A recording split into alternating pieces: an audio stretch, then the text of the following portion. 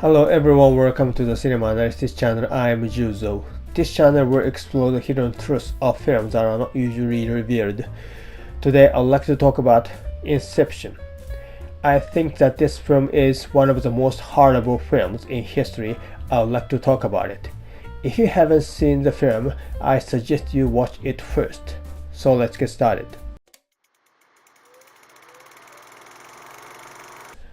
On the 20th of July 2012, a tragic incident took place. In a Century 16 movie theater in Aurora, Colorado, United States, an armed man shot into the audience. 12 people were killed and over 58 injured. The man's name is James Egan Holmes, 24 years old.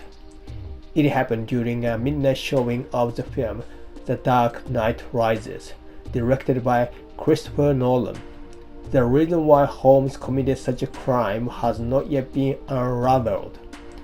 The prosecution insisted that Holmes had a clear intention to kill as many people as possible in a mass shooting. The defense insisted that Holmes suffered from severe schizophrenia and was not in control of his mind. The prosecution may be right. The defense may be right. But what seems to be important is why he chose this Dark Knight Rises.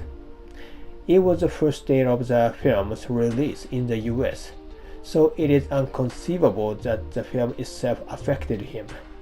Although it is not sure whether it is right or wrong, there is information that he identified himself as the Joker.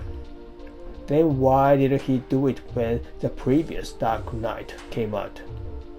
It is possible that the timing was simply right for him at the time.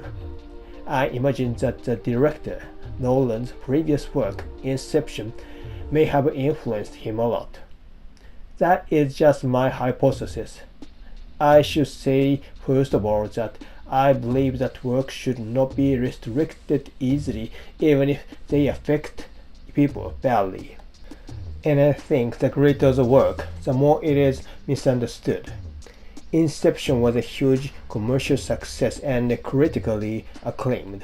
And Inception is one of the films I know that gives the audience the most horror. What is so scary about it? At the beginning of the film, the protagonist Cobb, played by Leonardo DiCaprio, and his team seem to be entering the dream of Saito, played by Ken Watanabe. Their bodies are in a room in a building on a battlefield, but the battlefield is actually another dream.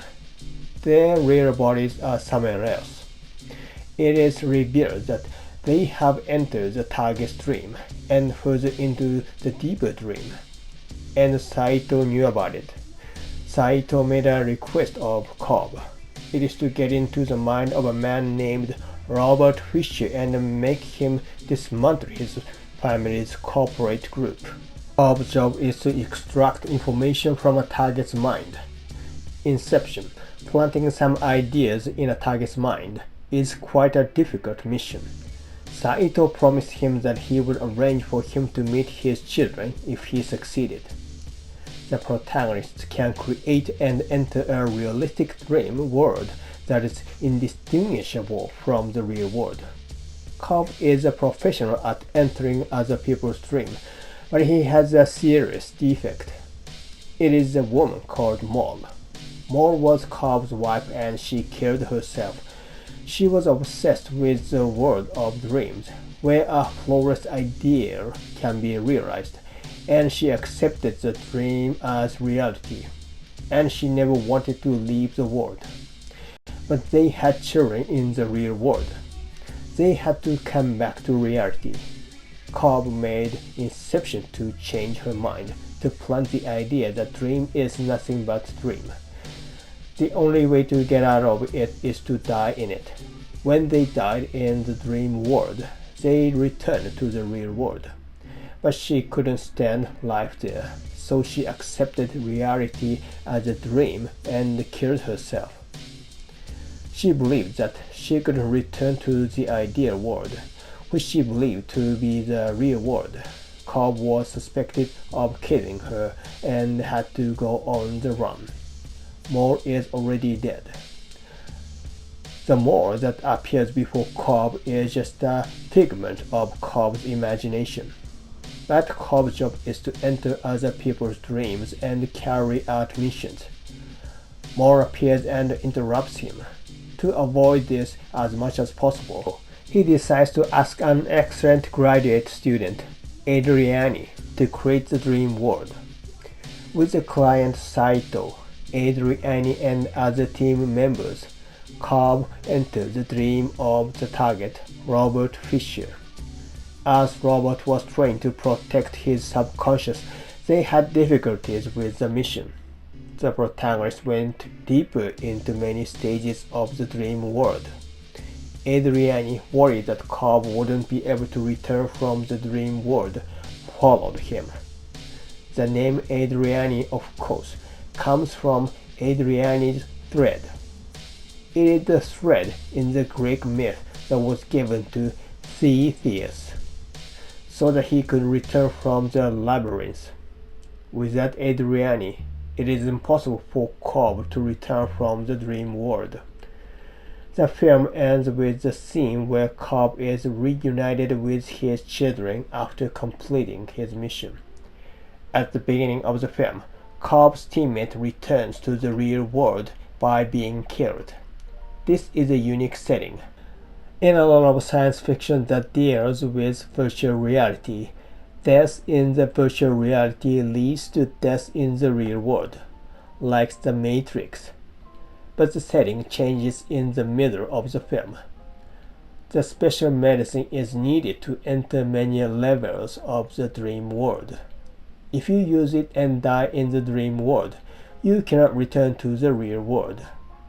Along the way, the rule has changed to the horrible setting that failure is not allowed even if you are in the dream world. What other protagonists usually do is extract. It is just to steal information in the mind.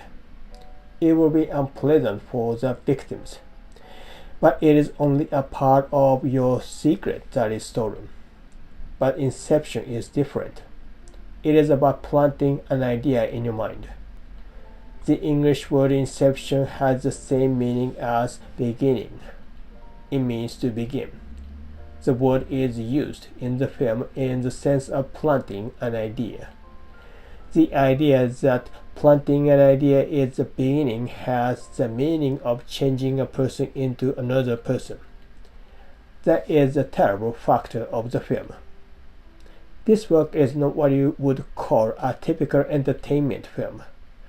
This work is not a story where the audience can identify with the right protagonist and praise his success.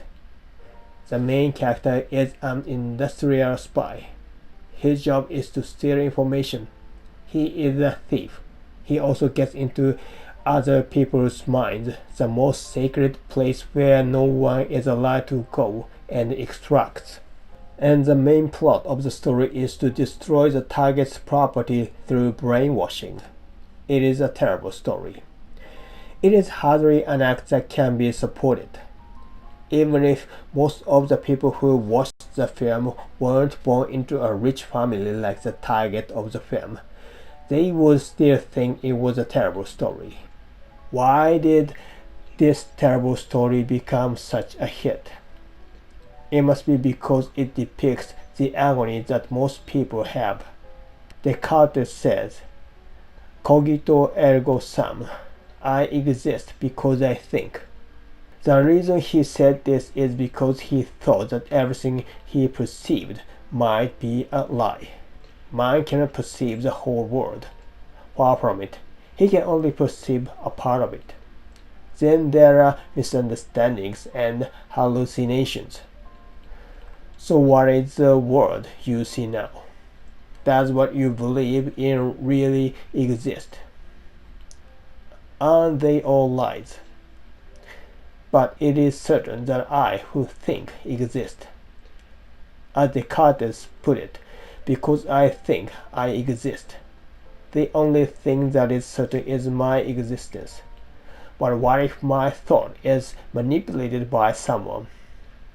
My existence becomes uncertain. I manipulated by someone else cannot be said to be I. I become a puppet manipulated by someone else. There is nothing more terrible. Your idea is your reality. Thoughts become reality. Such words are often said in the world of self-improvement, and it is true.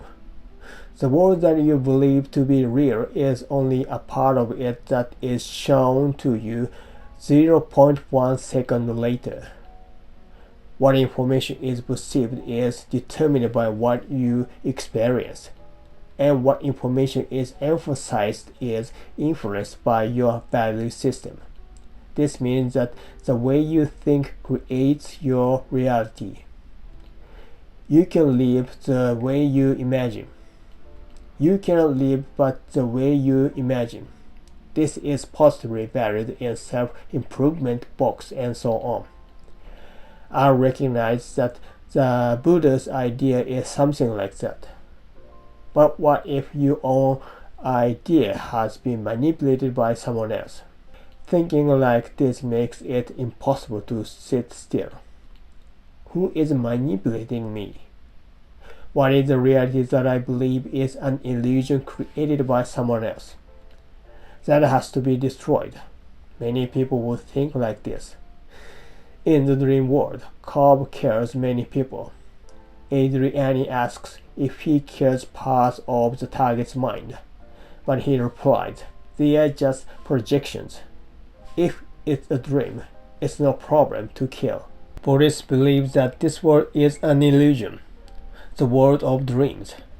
That's why there's a view that it is no problem if you do all the bad things in it. Of course, most Buddhists reject this idea. Even if life is nothing but a dream, you can only experience a dream once. You are not allowed to rob it or harm it. Why did James Egan Holmes commit mass murder? The truth probably won't be revealed. Although this is just my opinion, he probably saw Inception and realized how uncertain reality is and felt tremendously anxious. Holmes is said to have had mental problems originally. It is horrible for even an ordinary man to think that the reality he sees is not real. And if Holmes has seen Inception, it must have had a huge impact on him. As in the film, the reality you think is real could be a fake created by someone else. Such things must be destroyed. It's no wonder he thinks so. You don't have to feel guilty if you kill someone in the dream world. There's a way of thinking that this world is a dream world and the form of it changes through reincarnation. There's a way of thinking that the spirit itself is eternal and that it is reborn as another existence after death. It is Amman, the way of thinking taught in ancient religions. There's a view that affirms it and there's a view that denies it. Those who deny it think that the same spirit isn't reborn. Whatever the truth is, the spirit of you living now exists only while you are alive. Stories about getting inside other people's heads and relighting reality for them have always existed in the world of science fiction and are still being created today. Before Inception, a famous work is the animated film Paprika, made in 2006, directed by Satoshi Kon. The protagonist fights against a villain who tries to use a device that can share dreams with others. The image depicted in the film is close to the view of the world of Inception. It probably influenced Inception. And the Matrix. Almost everyone in the world lives in the belief that virtual reality is reality. What influenced the Matrix is Ghost in the Shell. In the world of Ghost in the Shell, wherever you are, a real person or an android, the systems that can connect to the internet is built into your brain. This is the world where smartphones are built into your brain. Your brain is manipulated by hacking. One of the characters in the film, who is a bachelor, thought he was married. William Gibson's Neuromancer must have influenced these works. The novel, We Can Remember It For You Wholesale, was written in 1966, and the film based on it was made in 1990. It is called Total Recall. The protagonist, who thought he was just a worker, knew he was a spy whose memory had been rewritten. Do Androids Dream of Electric Sheep was written by the same author, Philip K. Dick. The film Blade Runner was based on this story. Many of the androids in the story don't know they are androids. This is because false memories have been implanted in them. They are forced to work for only 4 years, a very short time, and die. It is a story of the androids who rebel. These works show how reality for people is rewritten by the power of technology. The rewriting of reality completely dominates other people. Total Recall ends with the protagonist filling Mars with clean air and saving it from the dictator. It looks like a typical happy ending, but the interpretation of the end of the film is divided. Isn't it a dream world? The protagonist may have sat in the machine that plants virtual realities. Inception ends with a close-up of the top. If the top stops spinning and falls down, it is a real world. If the top keeps spinning forever, it is a dream world. It is uncertain whether the world in which Cobb could see his children again was a dream or the real world. It is uncertain whether the world you believe to be true is true or a dream. It is horrible. The brainwashing that ordinary people imagine seems to be something close to that done by the technology that appears in these films. Om Shinrikyo, a religious group in Japan, is said to have brainwashed its followers with a special headgear. However, brainwashing is actually possible without any special equipment. You just have to change the ideal of what other people think is important. It is a matter of thoroughly denying the value system that the opponent holds dear, trivializing it, and then planting other value system. Cults do this systematically, but it is also done from person to person. It is done on a daily basis. Your neighbor may be doing it to you. The film Gaslight shows how it is done. To dominate others by rewriting their value system, it is done on a daily basis. There is a novel called The Catcher in the Rye, written by J.D. Salinger. The novel has influenced the world a lot. It was strictly censored because the word used in it is offensive and the expression was violent. But the essence of the influence the book gave to the world will be that it shows the deception that filled this world, the Red Purge that took place under the Cold War, the control of speech that went with it. Catcher, published in 1951, declared that the world was phony. The author Salinger served in the Second World War and is said to have been shocked to see the devastation. Why should such a tragedy happen? He probably thought that the people who started the war were doing huge, phony things. There must be a lot of people who have come to believe that the value system they now believe in was put into their heads by someone. On the 8th of December 1980, John Lennon was shot dead. Mark David Chapman, the perpetrator, is said to have said that Catcher in the Rye expressed his motive. On the 18th of July, 1989, actress Rebecca Schaeffer was killed by a man called Robert John Bardo. Bardo is said to have had a catcher in the Rye with him. The content of the catcher has been a problem since its publication, and there have been calls for it to be banned. In fact, it is said that the book was removed from school libraries. And the murder accelerated this movement. If the catcher has influenced these murderers, it won't be because of the offensive words or the violent expression.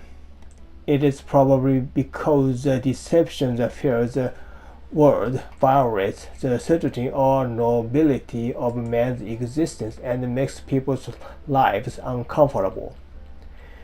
This phony world should be destroyed. People who commit mass murder probably think so. If you die in this phony world, you can be reborn in the other, not phony world. Most of the cult groups that committed mass suicide or mass murder had such an idea. I think that feeling probably has something to do with the mass shooting that happened during the screening of Dark Knight Rises. Terrorism isn't the message. The message is there is no message. The words that Holmes left behind seem to imply the uncertainty of reality that cannot be felt as reality. I don't think the film Inception is harmful. I think it is a masterpiece that captures the essence of the world. And the depiction of the essence shocks a lot of people who live in deception. And some of them try to solve it in the wrong way. Expression has a factor that can hurt someone. One of the serious readers of The Catcher committed the murder. This increased the clamor to ban the book. But few people commit crimes because they are influenced by writing. The protagonist of The Catcher tries to leave his home at the end. It is a deviation from society. But he gave up leaving his home because his younger sister insisted on following him. The story ends when he decides to live in the desperate society again. The protagonist feels hope when he sees his pure, happy younger sister. Even in despair, one can find hope. Chapman must not have read the last part of the story. When you see films like Inception, which is about brainwashing, you feel desperate about the uncertainty of reality. But it doesn't change when you commit terrorism. It is possible that you who commit terrorism are being manipulated by someone. If you do not want to be manipulated, you have no choice but to observe things calmly. There's no other way but to try to investigate things independently to get rid of prejudices and to judge. Thank you for watching this video. If you liked this video, please subscribe and give me thumbs up.